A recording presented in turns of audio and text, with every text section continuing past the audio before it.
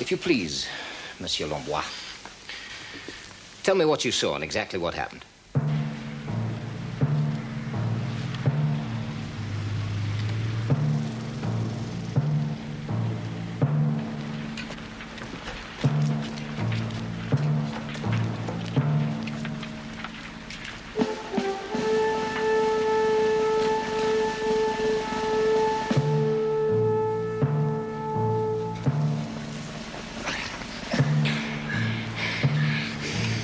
Does the minefield go right round? As far as we know, yes. All right? No. I need to know for certain. I'll go and find out for myself.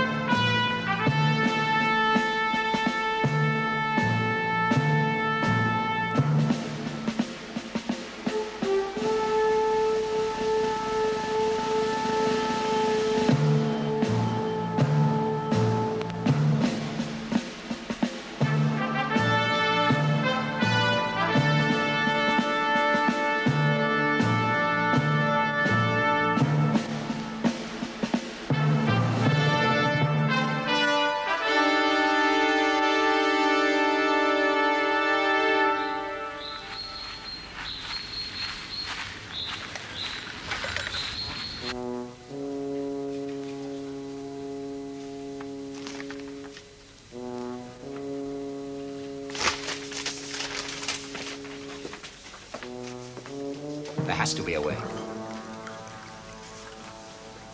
Without information, without a plan, we're fighting in the dark and getting nowhere. I need to know what that place looks like inside. Not what it was 20 years ago, now. There's no way we can get in. There has to be a way. Viado. Viado? No, never. Who or what is Viado? Louis Viado. A constructional engineer of genius, my friend. The Germans asked him to work for them. The organization taught in the construction of their assembly plant underground. Now, he made it work for them all, so I am told. He is, I regret to say, a Frenchman. Does he still work for them? Yes. Then he lives around here. He does. In the old Perot house outside the village. We passed it on the way to the quarries. The one with the yellow shutters. I remember it. Does he live alone? Yes. Will he tell us anything? No. He's a Vichyite. If he'd been a local man, we would have killed him. I think I want to talk to him. But I won't tell you anything. I think he will. Major, I'll come with you. You'd be noticed on your own. This is a small place. No, I'll go by myself. Safer for you and for your Rezo. What time does he come off duty? He'll be home about now. Good. Get on to London and tell them there'll be 2 passengers for the pickup, not 1. Unless, of course, they can organize a submarine. If necessary, are your people able to take a prisoner as far as the coast? A man with a bullet wound. And someone else tied up. You don't make life easy, Major. It isn't easy for anyone. Can you do it? Morin, there's half an hour before curfew. Go to Lefebvre. Tell him I need to send a message. He must come himself now. Right. See you later.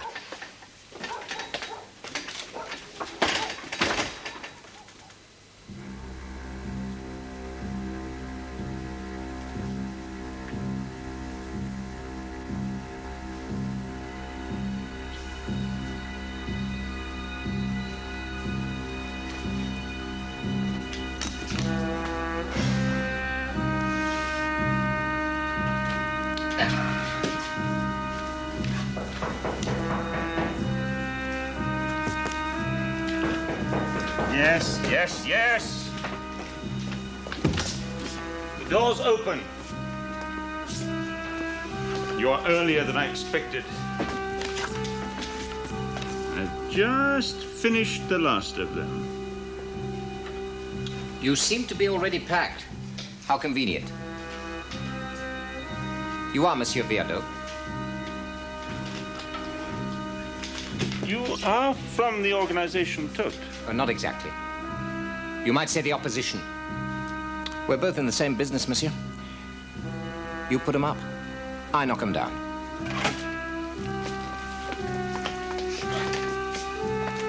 I hope I got the right one. Yes, it's the right one.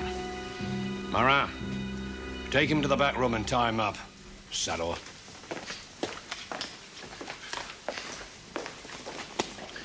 Did you make contact with London? Yes. Et l'envoie. L'envoie and Viardot. I'll be picked up by Lysander tomorrow night. You are to make your own way back. I said you know how. Yes.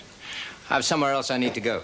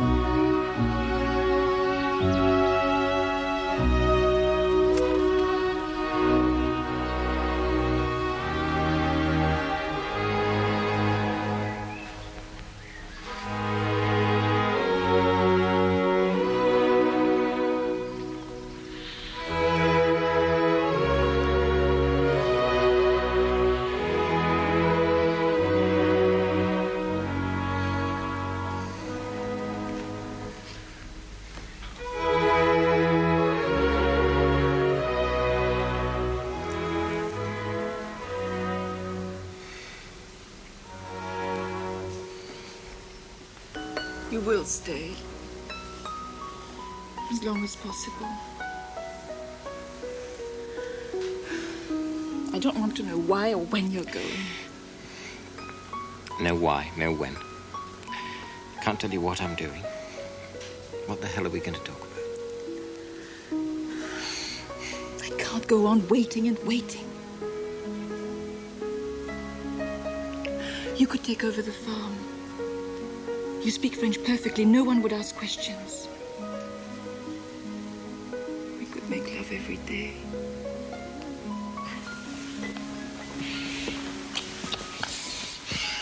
Say you will. You know I can't do that.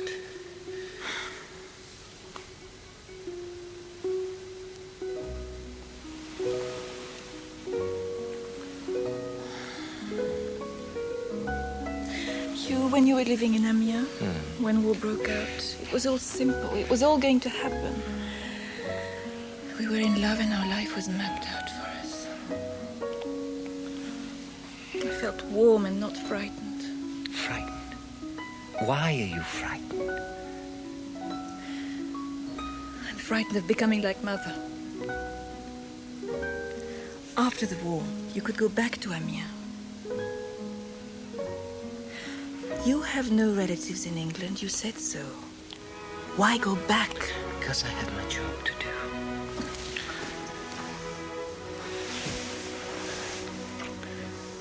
What do you expect? I expect you to be here with me. I don't want to be alone. I'll soon be 30, wasting. And the war will go on for years and years and years, and I'll end up like a dried-up old woman, just like Mother. She stayed at home and obeyed her father until she was nearly 40. That choice was hers. No one chained her to him. It was her obligation.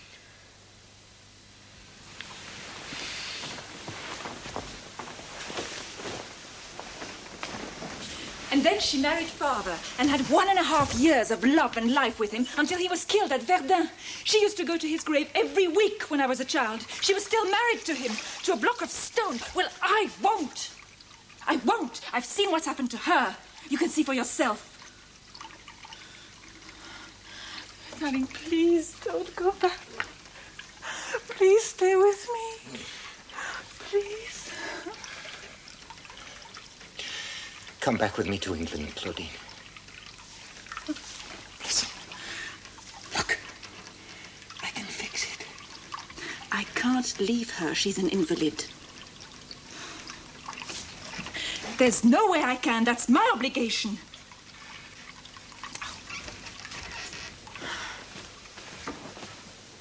There's nothing really the matter with her. If there's no one to look after her, she'll have to look after herself, won't she? I can't. She needs me here. Then there's no answer, is there? We're both caught in a trap.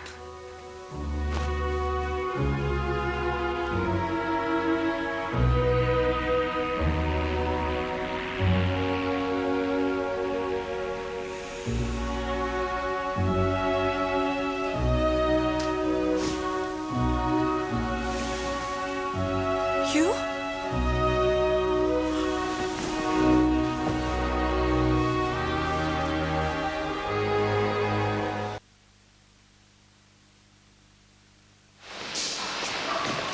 Thank you, sister. Well, now, Monsieur Lambert, how are you feeling today? This is Professor Evans of Cardiff University. He knows something about this rocket thing you mentioned. He wants to ask you some questions. I'm sorry to trouble you, but we'd like to know if we're talking about the same thing.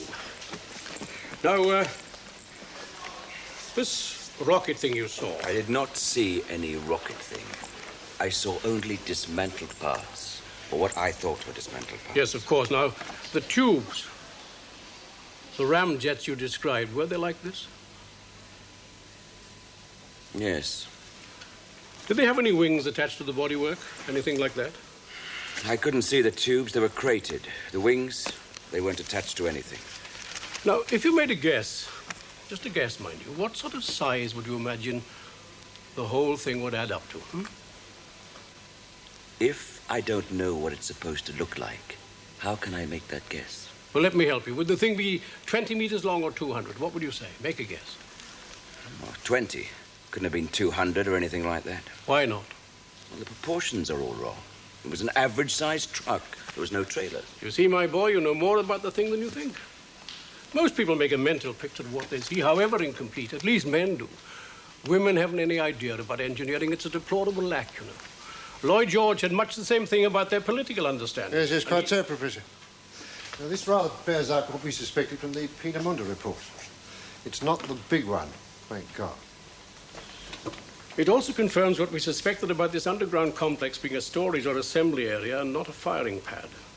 If it's what we think, then it's a supply base for these long launching constructions we photographed. Well, I don't think we need trouble, Monsieur Lambert, any further today. Thank you, my boy. There is one more thing. Some of the test firings have gone wrong. We had a report from a resistance unit near the coast. This thing landed in the village of St. Gall du Sud. Nothing was left standing. Nothing. It may not be your big one, Colonel, but it's big enough. Monsieur Lambert, your compatriot, Monsieur Viardot, he's not cooperating as we'd hoped. He seems to have some very odd views. Has it ever occurred to you, Colonel, that Europe does not always see you as St. George in your shining armor? Some neither like nor trust you.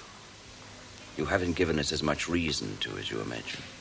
Oh, upon myself. So it's an extraordinary thing to say. No, I really don't understand you people. You people? But you British, you are so insular. If the Germans had wanted to make him talk, they would just take him out and hand him over to their Gestapo. Why be so squeamish? Well, isn't that what this war is about, Lambert? Now, Professor?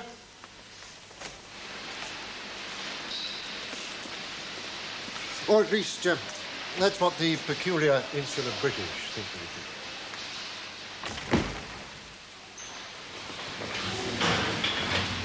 When is this man Gallagher due back? Well, he was due yesterday. Hasn't turned up yet, but we had a signal and request to pick him up, so should be back today, I think. God, man, this is urgent. Why couldn't he come back with the other two? Well, because for one thing, it's not possible to get a third passenger. I'm so sorry. It's not possible to get a third passenger into a Lysander until he asked permission to make a detour for no reason of his own. I gave him permission. But there's no time.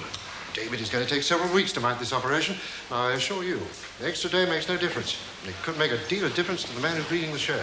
Then when can we do something? I don't like this business at all. We haven't won this war yet, you know, not by a long shot. Yes, but if I'm not very much mistaken, the Joint Intelligence Committee will give me the go-ahead at tomorrow's meeting.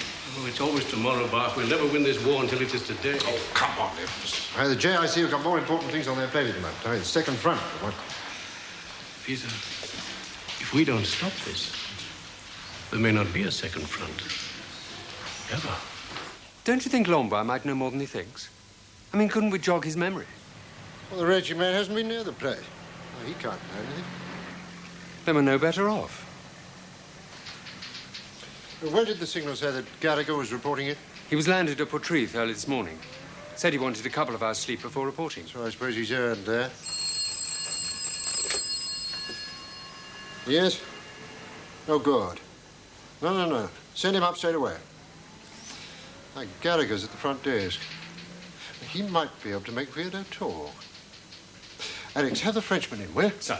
Oh, and under guard, so we take no chances. Right, sir.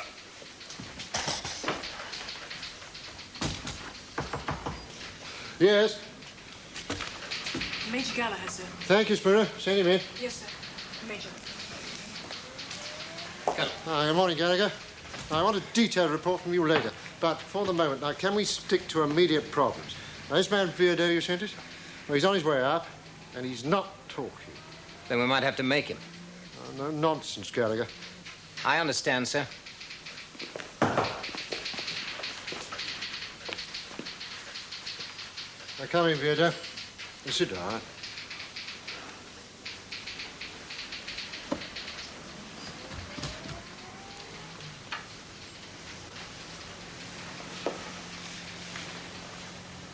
Now, we're asking again for your cooperation.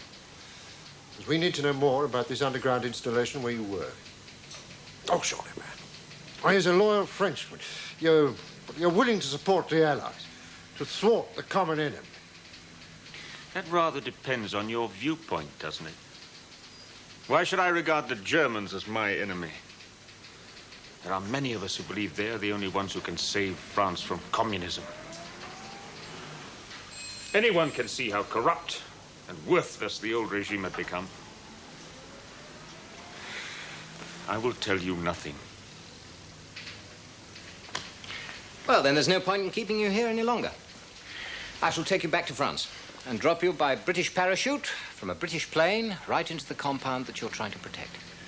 I doubt if your German friends will believe that you haven't told us anything. They may accept your story, they may not. In any case, we need detain you here no longer. May I take Monsieur Viardot back to the airfield now, Colonel? Yes, indeed. Yes, I see no reason to detain him from his friends any longer. My apologies, monsieur. Alex, will you get Monsieur Viardot ready for the return journey? Right, sir. Monsieur.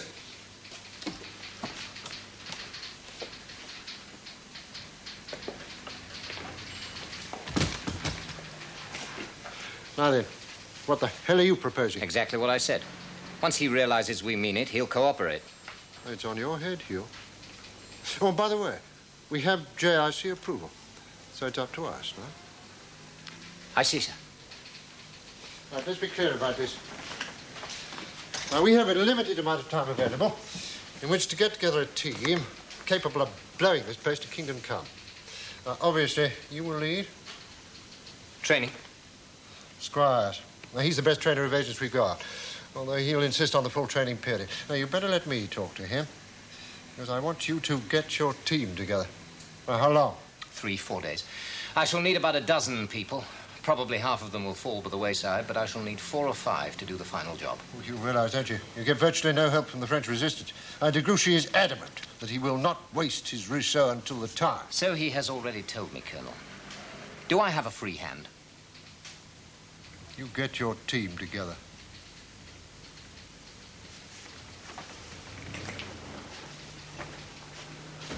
Well, Hugh, they'll need to be good.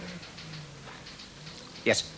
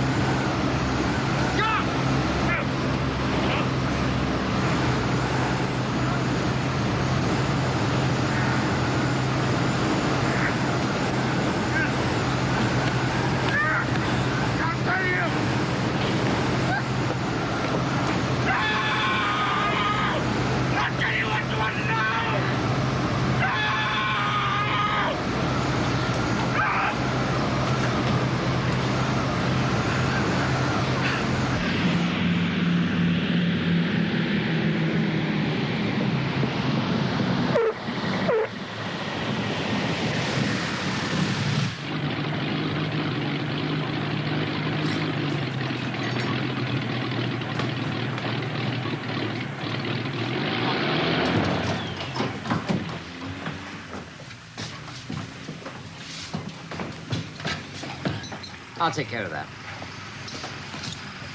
Major, would you really have pushed him? Of course.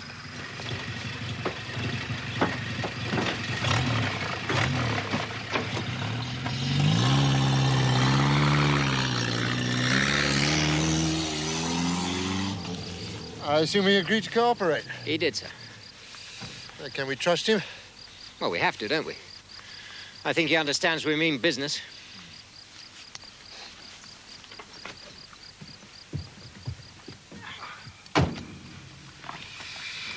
Would you have dropped him? Oh, yes, sir. He was no use to us silent. He might have alerted the Germans, or whatever his story. I don't think he would have told them anything, sir.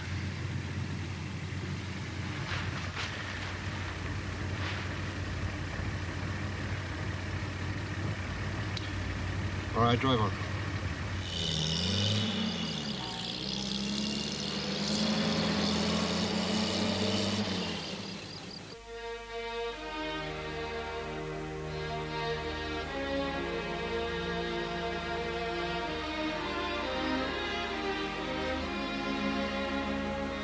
And the wartime drama continues at 5 past midnight tomorrow.